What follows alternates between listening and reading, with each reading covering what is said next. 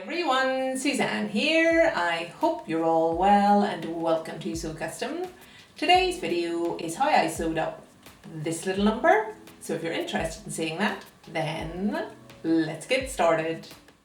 Starting with the fabric, this is a satin back crepe. So on one side it has this gorgeous silky satin feel, and on the other a matte textured crepe feel, really soft and flowy, good for a project like this. And on to the cutting out. This is my back. I have 2 layers of fabric underneath, a sleeve notch and a couple of notches to mark the bottom of my dart, marking the point of the dart with a pin, and then marking where the pin pierces the fabric with my chalk pen.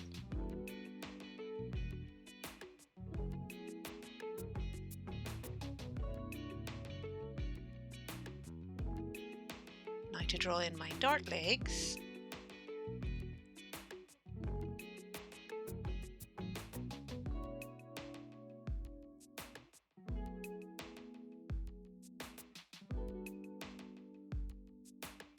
And ready to pin.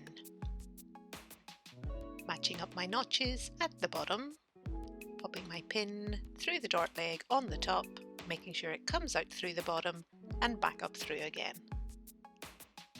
I'll repeat that the whole way up and ready to sew. Starting at the bottom of the dart leg and following that chalk line the whole way up.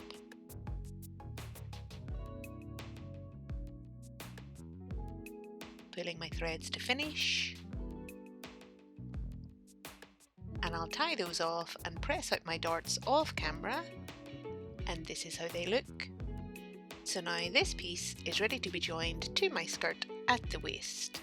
So onto the skirt. I have 2 layers of fabric underneath my pattern piece.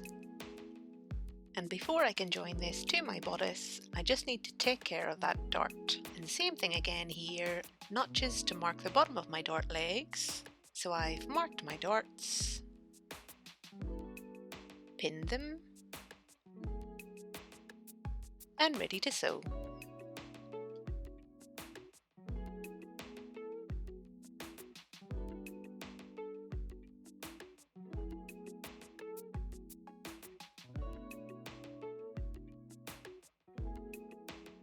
I've tied off my threads and pressed my darts.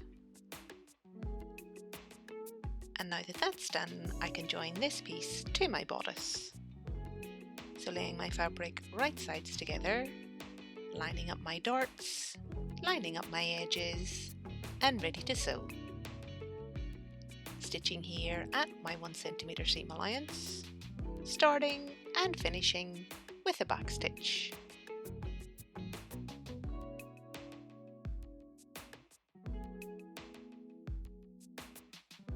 So I just need to finish my edges and press.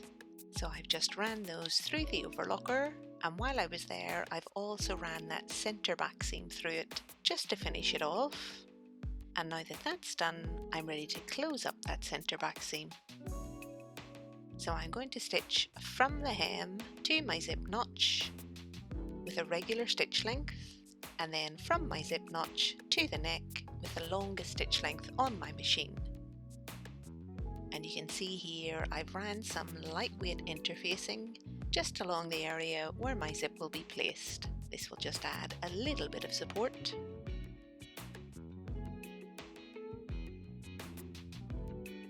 So coming up to my zip notch here, back stitching, adjusting my stitch length, and continuing right up to the neck.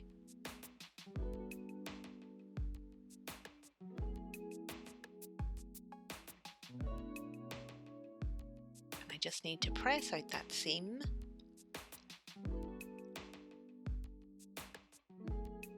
and now that that's done, I'm ready to add my zip. I'm using a standard conceal zip here, and I'm just lining the zipper teeth up right in the center of that seam, and I'm going to hand stitch that into place.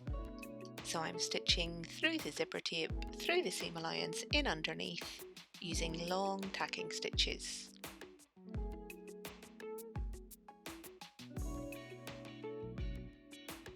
I'll finish that off camera, So now that my zip is all tacked into position, I can remove those machine tacking stitches.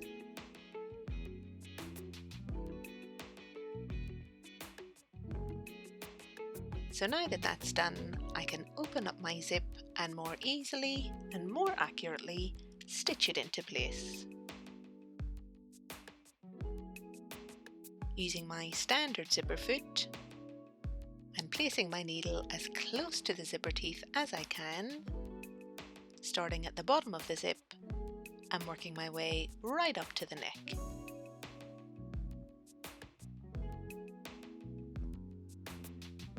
And of course I'll do exactly the same to the other side, and this is the result. Happy with that? So I just need to remove those tacking threads, and then to finish my zip I want to add a little bit of facing. So I've just cut myself a rectangle of fabric, folded it in half along its length and stitched, pulled it through to the right side and pressed, and now to stitch into place. So starting at the bottom of the zip, stitching at about half of my seam allowance, through the facing, through the zipper tape, and through that seam allowance in underneath, using a little bit of a longer stitch length.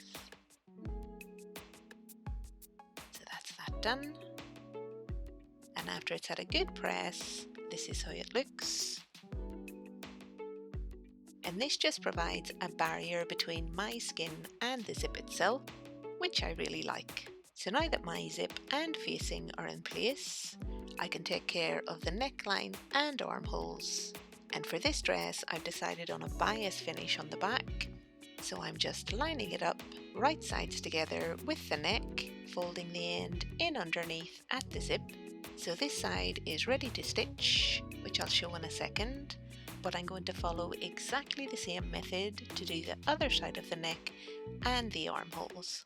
So to the machine, sewing at my 1 centimeter seam allowance, trying to keep those edges lined up the whole way around. So I just need to trim down that excess seam allowance.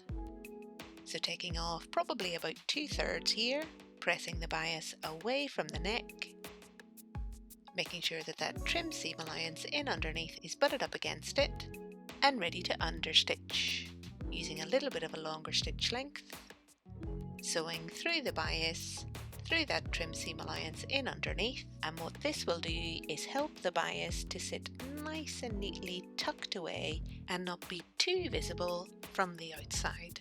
So now to finish the bias, I just need to take care of that raw edge. So folding in underneath and pressing, folding again by about the same amount and pressing.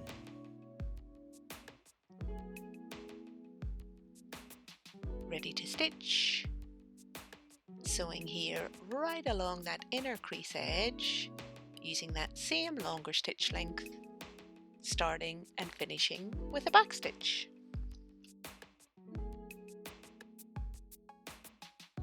So I'll give that a press, trim off any excess bias, and this is the result. Happy with that. And as I mentioned earlier, I've repeated that entire process for the other side of the neckline and the armholes. And now that that's done, this piece is ready to be joined to my front at the shoulders. I have 2 layers of fabric underneath my pattern piece and a couple of really important notches here, so these will help me in a second to form my tie. I have the usual sleeve notch also, and to account for my facing, I'm cutting this piece out twice. And the first thing to do here is to stabilise the neckline and keyhole detail. And for these areas, I've decided to use the selvage edge. This will provide the support I want, but it'll keep the finish nice and soft. So I'm just lining up my edges and using a tiny little stitch length, sewing at about 1 millimeter or 2 inside my seam allowance, starting firstly with the keyhole, and I'm making sure I'm stitching about 1 inch or so beyond the keyhole up into the tie. There'll be a little bit of strain on that area with that tie detail, so this will provide the support that I want. repeating the same thing again for the neckline.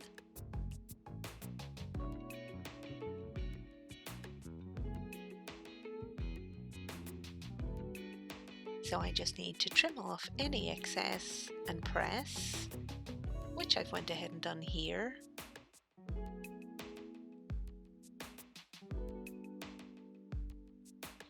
And now that that's done, I'm ready to add my facing. So laying my fabric right sides together, and I'm going to stitch this up in stages, just because it'll make things easier as I go along. So the first thing to stitch is the keyhole.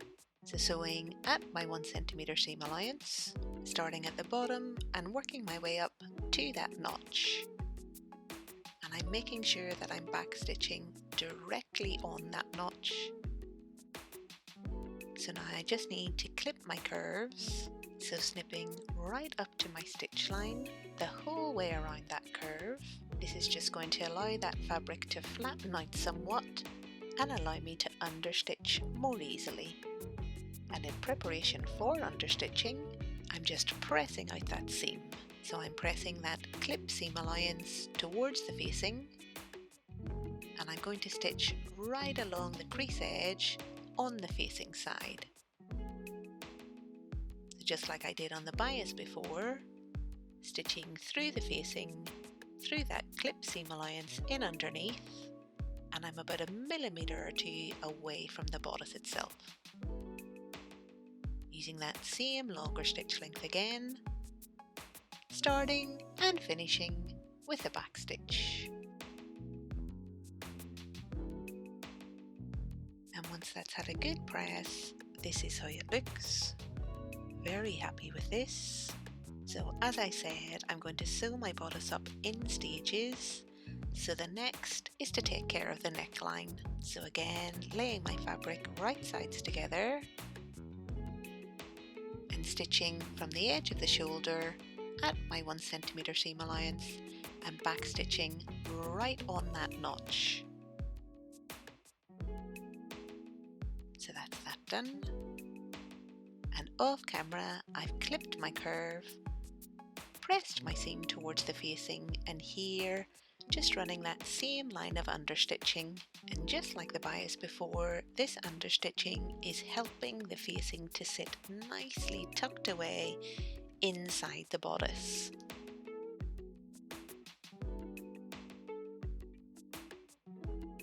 So I've given that a good press, and the next thing to do is to take care of the tie itself. So pulling my fabric through so it's now right sides together.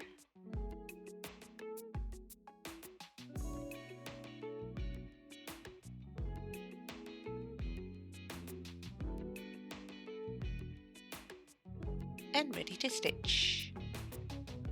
So starting at my notch on one side, sewing at my 1 centimeter seam allowance, little pivot at the corner, and finishing with a back stitch at my notch on the other side. So I just need to pull everything through right side out and press. And this is what I get. Very happy with this. And the reason I put that together in those 3 stages was because if I'd have sewn it all in one go, I wouldn't have been able to get my understitching right up to the corners. So I've repeated that entire process for the other side of my bodice, and now I'm ready to join them together along that centre front.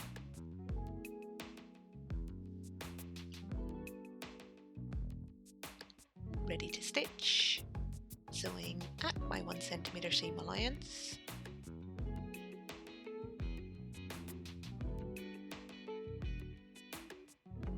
starting and finishing with a back stitch. So I just need to trim out that very center piece just to reduce the bulk. So I'm folding it in half at my seam line and snipping away a little triangle there. This will help everything to lie nice and flat.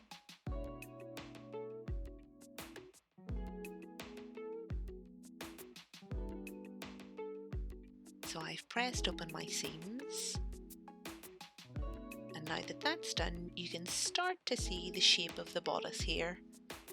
Happy with that?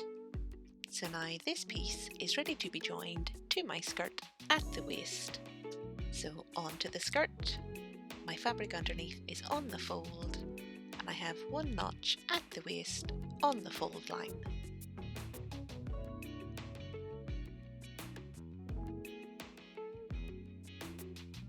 And here, just laying my bodice over the top. My fabric is right sides together, making sure my facing is out of the way, lining up my edges, lining up my notches, and ready to stitch. Sewing at my 1 centimeter seam allowance, back stitching to start and finish.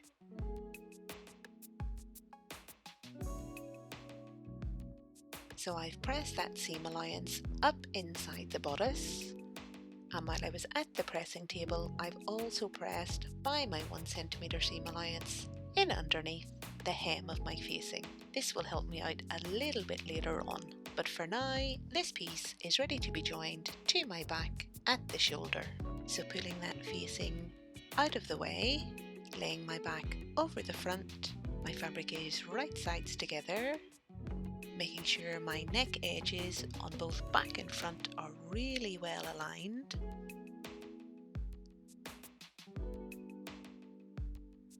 And ready to stitch. And I'm sewing here within my seam allowance. I'm just tacking this into place for now.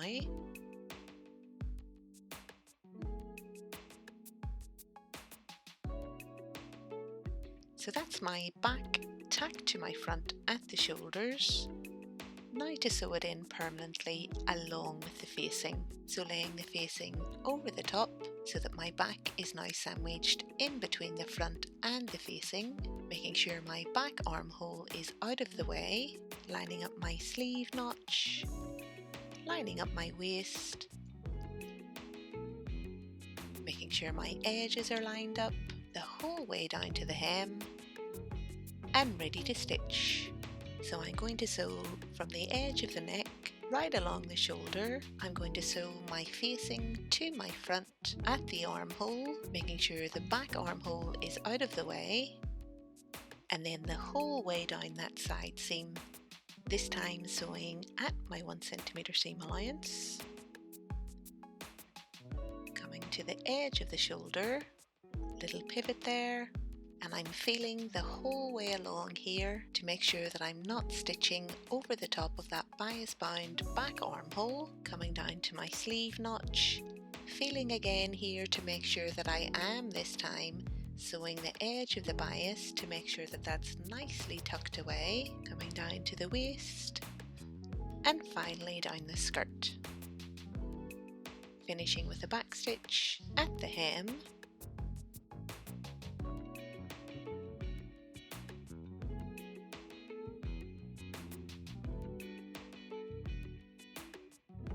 So I just need to finish the edges on the skirt, which I've went ahead and done on the overlocker. And now here's the magic bit. So if I've sewn this correctly, I should be able to pull everything through to the right side. My front should be nicely faced, all of my edges tucked away, and my back should be separate.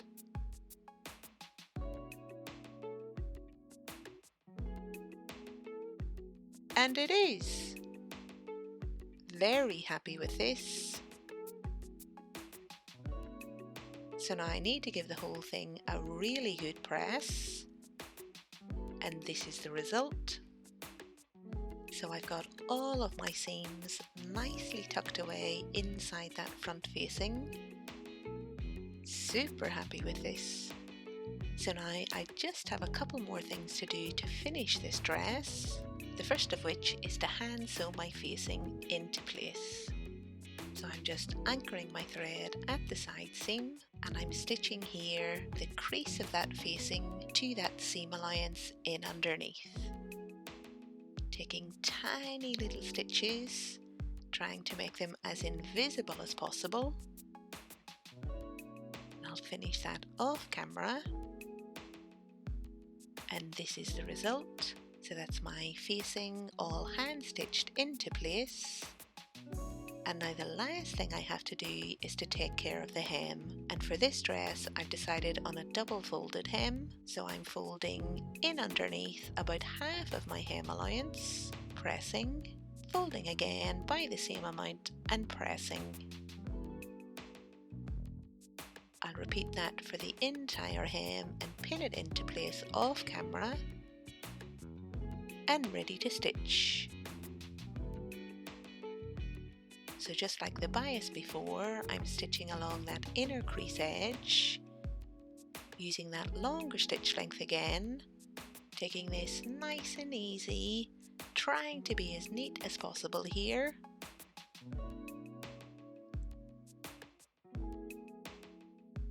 And finishing at that center back seam with a back stitch.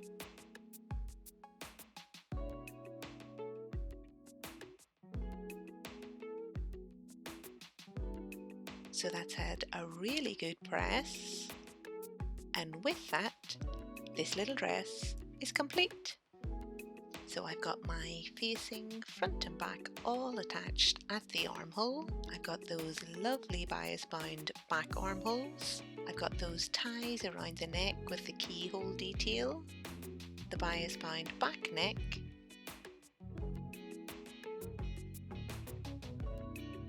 gorgeous A-line skirt with that double folded hem, and then at the back my concealed zip with its facing, that nice bit of shaping with those darts, and from the inside everything tucked away as it should be, nice and neat and tidy. And this is how it looks on. So I'm over the moon with this one. I absolutely love the shape of this bodice. That keyhole detail with the tie, I'm super happy with how that turned out. I love the shape of the skirt, I love the length of the skirt. This fabric is so nice, very flowy but feels super comfortable as well. And for those of you interested in patterning, I've showed in previous videos how to create an A-line shaped skirt and how to reposition darts up into the neckline. I've also shown how to create an extension for the tie piece. I'll leave all of those videos linked below, but as for this dress, I could not be happier with how this has turned out. So I really hope you guys enjoyed the video. I hope you found it useful. If you did, give it a thumbs up. If you've not yet subscribed, please do, and I shall see you on Friday. Until then, I hope you have a fantastic week. Bye, folks!